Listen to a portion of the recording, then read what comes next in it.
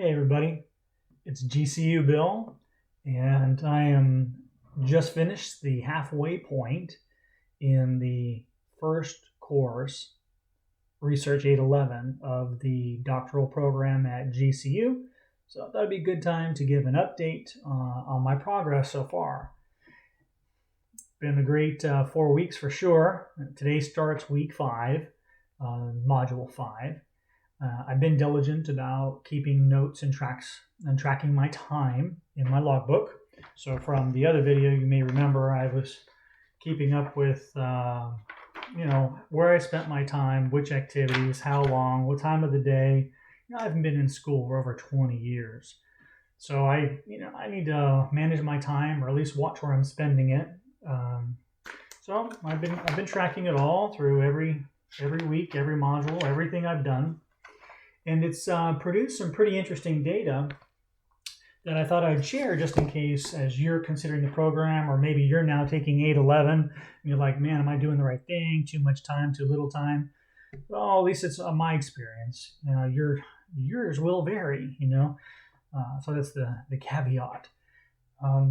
So here's what I found so far in terms of my time spent. Now, keep in mind that my life situation is that I've retired from working in the IT world, and I'm a stay-at-home dad, homeschooling my daughters. So I have more time. My daughters are very independent at this point, ages 12 and 14. So, when they need dad to help, then dad helps. But otherwise, they're wonderful little scholars themselves. So I get to work when I want to work on school stuff, and I don't when I don't want to. And so with that said, don't let my numbers scare you like, oh my gosh, that's a lot. But I did break it down so you can see how much I'm actually spending per module. And that should give you some idea of what I'm doing. So I wrote it down. I didn't want to make anything fancy, paste it onto the video or whatever. I want to keep these vlogs very direct and just, here it is without so much sparkle and snazz. But you can see I spent about 122 hours on the first 4 weeks of the program. That's, about 30 some hours per week. And when you join the program, they talk about you need to be ready to do 20.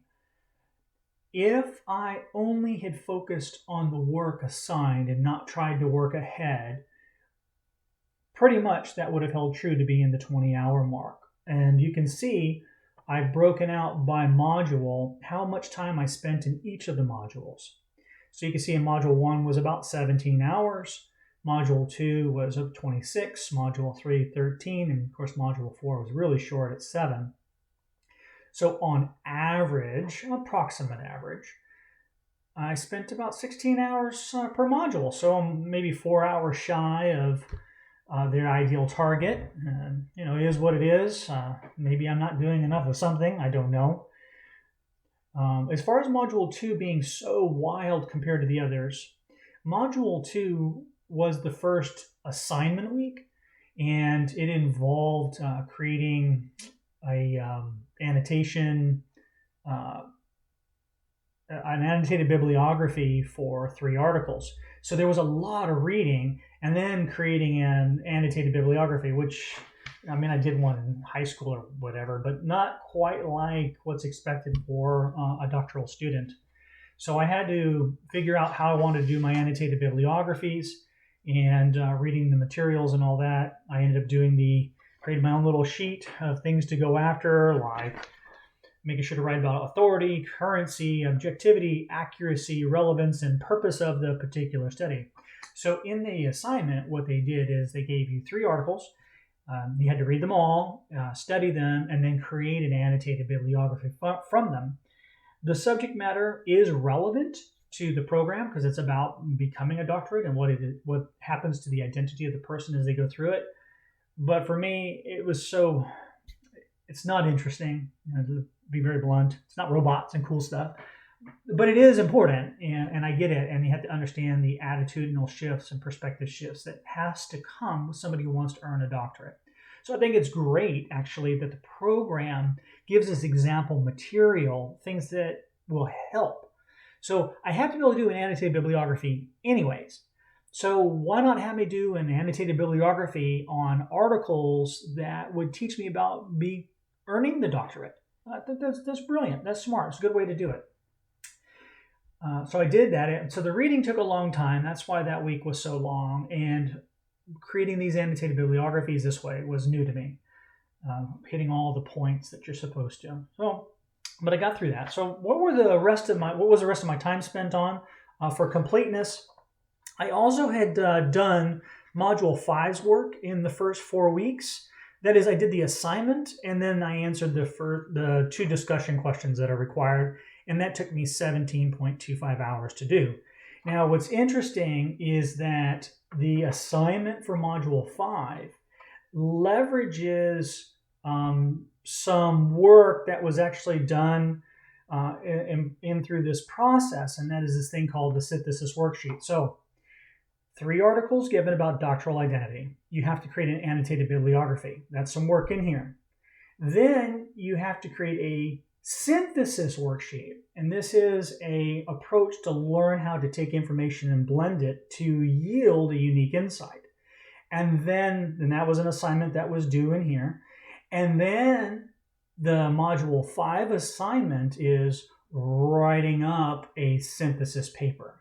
So I went ahead and did that. So this was the writing. It was a 1,000 word thing, and doing that assignment using the synthesis worksheet assignment coupled with the annotated bibliography, I was able to produce and do the work in 17.25 hours. So I did that in the first 4 weeks. Don't have to, obviously, but I, again, was filling my time as I felt. And then the next thing I'll note is I worked on Module 7. The reason I started working on Module 7 is that I saw, so when I looked ahead, I want to look ahead and make sure I'm not going to be caught from behind. Module 7's going to have us go back, revisit the synthesis paper, the Module 5 paper, update it with feedback from the instructor, and then infuse a couple more articles that are related to the doctoral identity development. They don't give you the articles. They just list them in APA format, and you have to go and find them.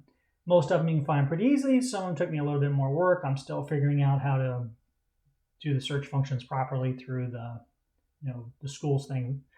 In any case, it took me 30 minutes to find those articles and download them. I've not read them. I've just had to go find them. But now I have them. So when I do get to Module 7, I'm not going to have to go and hunt for them. And then I'll also share that in this 122 hours, if you remember, I had talked about there was this big assignment in Module 8. Oh, there's the paper. Big assignment in Module 8 where you create an annotated bibliography, but for your domain. So in the beginning, we created an annotated bibliography from 3 articles that were related to doctoral identity. That was that early assignment I spoke of. But by Module 8, at the end, you're supposed to have 5 articles done of your domain. So I thought, okay, cool. Well, I love reading about robots. I'm going to go ahead and get started on this. I started off kind of slow doing it because I wanted to get the feedback from my first annotated bibliographies, because if I totally screwed it up, I needed to know. I didn't want to waste my time. But I got the feedback back, and then I started really chewing away at identifying articles and annotating them. So I've actually done Module 8's work already, and so that was here, and that took me 14 and a half hours to do 5 annotated bibliographies in my domain, which is about robots and education and using a robot as a pedagogical agent is really what I'm after. So I was able to do it. So my Module 8 assignment work is done already. I'll go back and revisit it just before I turn it in because I may have realized something else, but it's pretty solid now, which is great. So then where did the rest of the time go? Well, I have read and understood, and through videos and research and then just class reading assignments, seen very clearly that when you do your first residency, it's really important you have your article list, maybe it's like a version of an annotated bibliography. But for between 50 and 100 articles, that's a lot, right? And you have to have it for the literature review section of the dissertation anyway. So they're building it up, and I also recall that this course requires 5 in an annotated bibliography. The next course is going to require 10 additional ones, and then the one after that, another 10. So you can see you're up to 25 already within the first 3 courses. So, they're trying to help you build to get to that point. So I thought, well, I don't know what the future is going to bring me. I have the time now, and of course I'm interested in what I'm doing, and I'm still practicing annotated bibliography stuff. So I went ahead and just started going past the first 5 that I had done. And I'm keeping everything relevant. You keep hearing and reading that in the literature at 5 years or less. And what I've been trying to do actually is try to keep everything in 2 years or less. I think I read that 75% of all citations have to be 5 years or less when you get to dissertation. But dissertation for me is still 4 years away or so. So, if I do something that's 2 years old now, by the time I get there and actually get it done, I'm at 6 years. So now I've fallen out of that window. So I'm trying to be really smart about getting very recent stuff. In any case, so I've been doing that, and I'm happy to say that I'm up to 12, yay, total. So I had the 5 for module 8 that I've done, and then I've added 7 more. And when I took the hours I spent on that, which was 26 adding those additional ones, and I add that to the time that I did the module 5 kind of stuff, it's taking me about 3 hours, 3.25 hours per article to annotate it what I would say is decently. By decently, I mean I'm hitting that whole stuff that I talked about before, the currency of the article, authenticity, accuracy, objectivity, purpose, laying it all out, talking about what its contribution was to the field and all that. It's taking me about 3.25 hours all in. So I've created a multi-pass system on my articles, and that's been really helpful. I found some other people have written about how to read a paper, and using their work, I created a 4-pass system for myself that allows me to do multi-passes on an article, pull information out. I've actually created a spreadsheet where I'm dropping in salient things that maybe later I'll want to go back and cross-reference. Well, I'm getting too detailed on the tools that I'm creating, but maybe that'll give somebody some help out there. I do know I need to make a tool video at some point. So, all right. So that's the hours number business. We had a substitute. That was kind of neat. So in that second week, here we are with the first assignment. The professor shared, I'm going on vacation. And I'm happy for him. Good.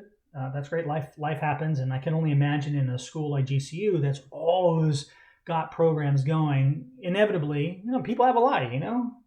You're gonna want to go take your family and go do something. I was happy he got to take a vacation, especially with all this COVID-19 kind of business going on. So good for the professor.